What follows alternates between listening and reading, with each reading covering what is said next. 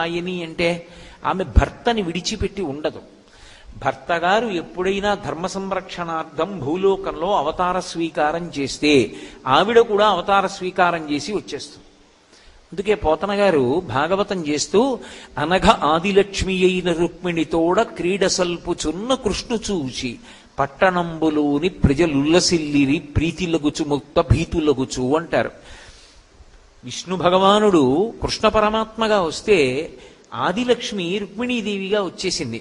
శ్రీరమ సీతగాగ నిజ సేవక బృందము వీర వైష్ణవాచార జనంబుగాగ విరజానది గౌతమిగాగ వికుంఠమున్నారయ భద్రశైల శిఖరగ్రముగాగ వసించు చేతనోద్ధారకుడైన విష్ణుడవు దాశరథి కరుణాపయోనిధి అంటాడు గోపరాజు గారి దశరథి శతకంలో.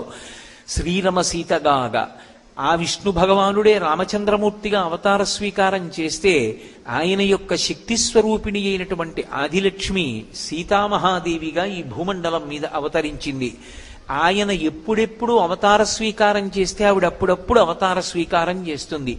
ఆవిడ ఏం చేస్తూ ఉంటుంది భర్త దగ్గర అంటే ఆవిడ ఎప్పుడూ చేసేది ఏది అంటే భర్త పాద సంవాహనం చేస్తూ ఉంటుంది. భర్త యొక్క పాదములు పడుతూ ఉంటుంది. అందుకే మనకి భాగవతంలో నవవిధ భక్తులు అని ఉన్నాయి. శ్రవణం కీర్తనం విష్ణోః స్మరణం పాదసేవనం అర్చనం వందనం దాస్యం సఖ్యం ఆత్మనివేదనం అని 9 రకాల భక్తులు. అంటే ఏ మార్గం ఒక్క మార్గాన్ని పట్టుకున్నా పరమేశ్వరుణ్ణే చేరుతారు. 9 మార్గాల్లోనూ వెళ్ళవలసిన అవసరం ఉండదు. ఇందులో ఒక్కొక్క మార్గాన్ని పట్టుకుని ఒక్కొక్కడు పరమేశ్వరుణ్ణి చేరిపోయాడు. శ్రవణం వినడం, పరీక్షిన్ మహారాజు గారు భాగవతాన్ని శ్రద్ధగా విన్నందుకు గాను పరమేశ్వరుణ్ణి చేరిపోయాడు. కీర్తనం, పరవశించి భగవత్కథ చెప్పినందుకు శుకమహర్షి భగవంతుణ్ణి చేరిపోయారు. శ్రవణం కీర్తనం విష్ణోః స్మరణం, ఎప్పుడూ భగవంతుణ్ణి తలుచుకోవడం ప్రహ్లాదుడు. ఏది చేస్తున్నా భగవంతుణ్ణి తలుచుకుని భగవంతుణ్ణి చేరిపోయాడు.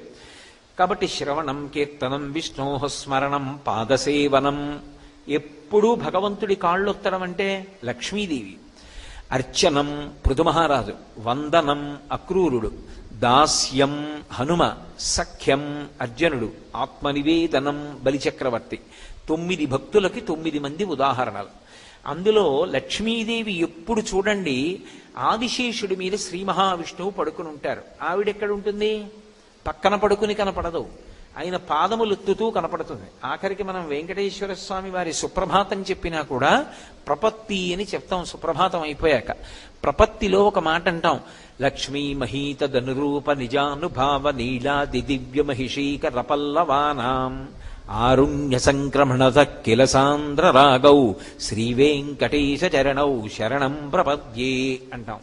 స్వామి నీ యొక్క కాళ్ళు నల్లగా నీలమేఘశ్యాముడు కనుక నీరు పట్టిన మబ్బులో ఉంటాయి. నీ పాదములు అలా చాపి ఉంటే నా తల్లి లక్ష్మీదేవి నీ పాదములు ఎత్తుతూ ఉంటుంది. అప్పుడు ఆవిడ 2 చేతులతో ఒత్తడం ఇష్టం లేక నీ 2 కాళ్ళు ఒత్తడం కోసమని ఆ తల్లే నీలాది దివ్య మహిషీక రపల్లవానాం, ఆమెయే నీలాదేవి, ఆమెయే భూదేవి, ఆమె శ్రీదేవిగా మారిపోయి ఆయన పాదములు ఒత్తుతూ ఉంటుంది. ఒత్తుతున్నప్పుడు అసలే కోమలంగా ఎర్ర తామర పూలలా ఉంటాయేమో, స్వామి పాదములను ఇలా ఒత్తుతున్నప్పుడు గట్టిగా నొక్కబడినటువంటి ఆ వేళ్ల మధ్యలోంచి ఎర్రటి కాంతులు పైకొచ్చి నల్లటి మబ్బులో